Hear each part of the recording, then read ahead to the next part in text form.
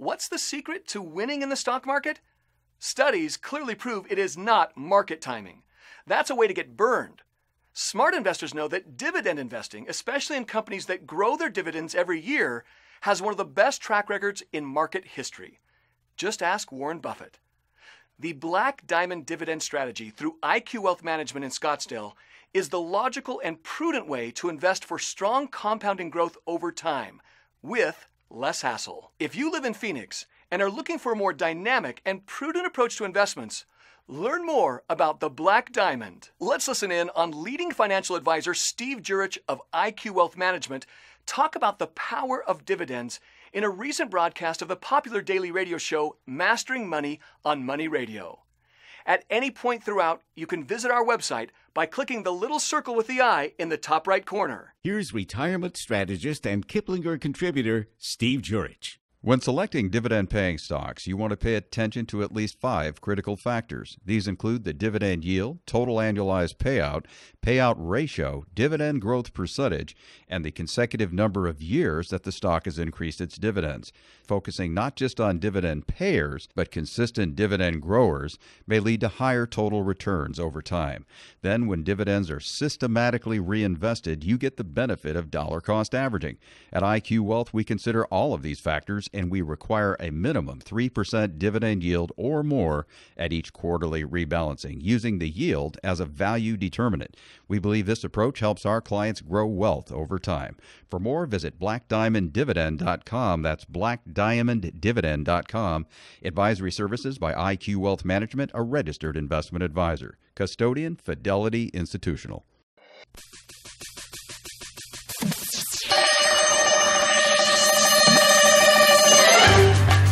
More income, smarter investments. Welcome back to Mastering Money on Money Radio. Welcome back to Mastering Money on Money Radio, brought to you by IQ Wealth, where financial success is not only possible but highly attainable. I'm Ken Morgan with retirement strategist and best-selling author Steve Jurich. How you doing, everybody? It's time now for the IQ Wealth Market Intel segment. Yes, sir.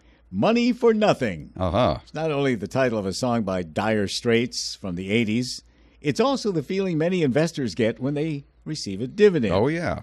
All you have to do is buy shares in the right company and you'll receive some of its earnings. Now, how exciting is that? It's always nice. Despite the advantage, however, there are several implications involved in the paying and receiving of dividends that the casual investor might not be aware of. Mm-hmm. Dividends are one way in which companies share the wealth generated from running the business. They're usually a cash payment, often drawn from earnings paid to the investors of a company, the shareholders. They're paid on an annual or more commonly a quarterly basis. The companies that pay them are usually more stable and established and not fast growers. Right. Those still in the rapid growth phase of their life cycles tend to retain all the earnings and reinvest them into their businesses.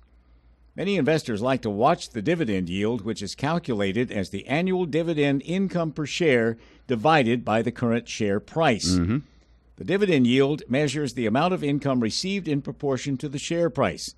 If a company has a low dividend yield compared to other companies in its sector, it can mean two things. One, share price is high because the market reckons the company has impressive prospects and isn't overly worried about the company's dividend payments. Yep, can be a little overbought. Or two, companies in trouble and cannot afford to pay reasonable dividends. Mm-hmm.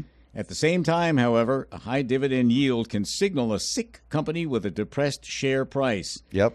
Dividend yield is of little importance for growth companies because, as we discussed before, retained earnings will be reinvested in expansion opportunities, giving shareholders profits in the form of capital gains. Think Microsoft, right. For example. Yeah, you can also hear the term dividend coverage ratio when you evaluate a company's dividend-paying practices.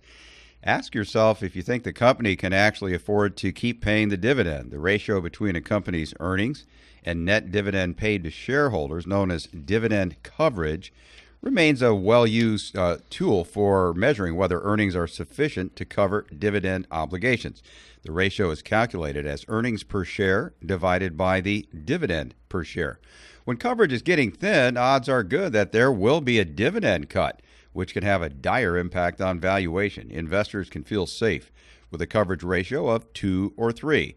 In practice, however, the coverage ratio becomes a pressing indicator when coverage slips below about 1.5, at which point prospects start to look risky.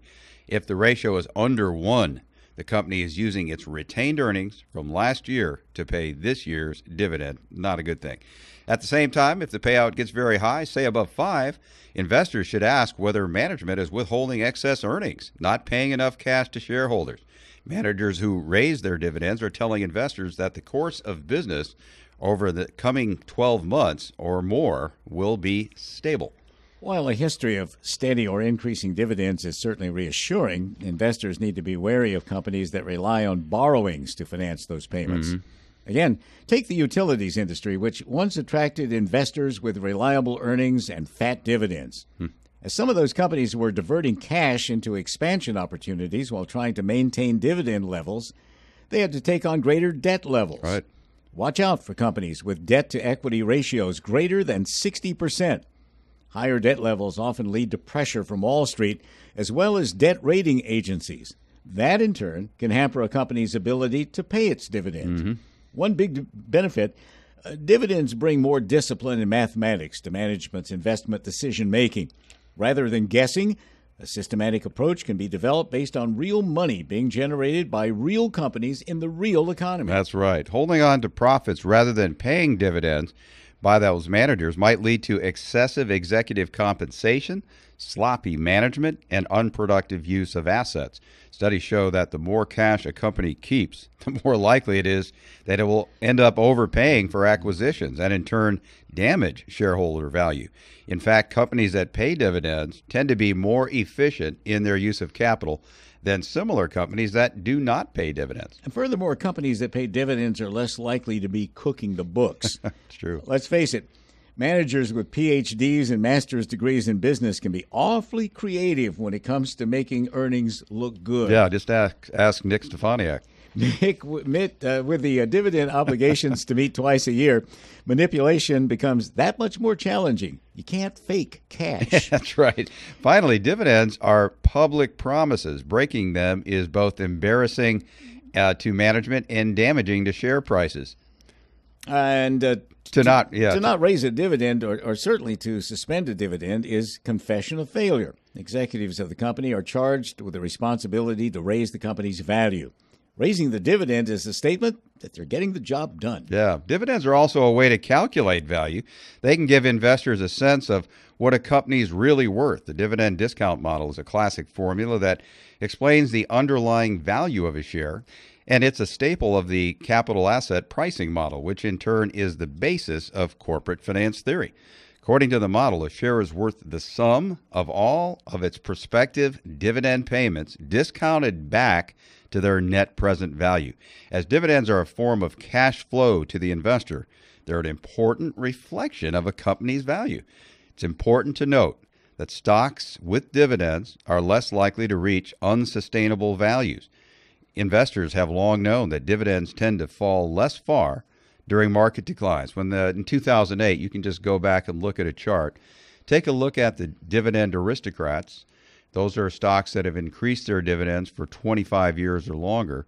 You can see that index did not fall as far as the broader market, certainly not as far as some of the go-go growth stocks. Also, you saw that as the market started to recover, those dividend-paying and dividend-growing stocks, very important to look for dividend growers, they came back faster. It's called yield support. When you have two stocks that you have to get rid of one, think about two cows. You're going to keep the beef cattle, you're going to sell that off, or you're going to sell the milk cow. You're probably going to keep the milk cow because that's paying those dividends. Cash flow never goes out of style, and investors will always gravitate toward healthy cash flow. It's a good position to be in, right in the path of future demand. The bottom line is that dividends matter. Evidence of profitability in the form of a dividend check can keep investors sleeping more easily. Less to keep track of also. All these stocks that are going up and down and earnings coming out. Watch those dividends a lot easier. Reinvesting in ever-rising dividends with quality companies is one strategy with a provable, tangible, and measurable track record for over 100 years. To learn more about the Black Diamond Dividend strategy or to hear the rest of the show, click the link right now and see the IQ Wealth Management website. Learn more right now about why dividends have one of the best track records in market history. Click the link now to retire and stay retired.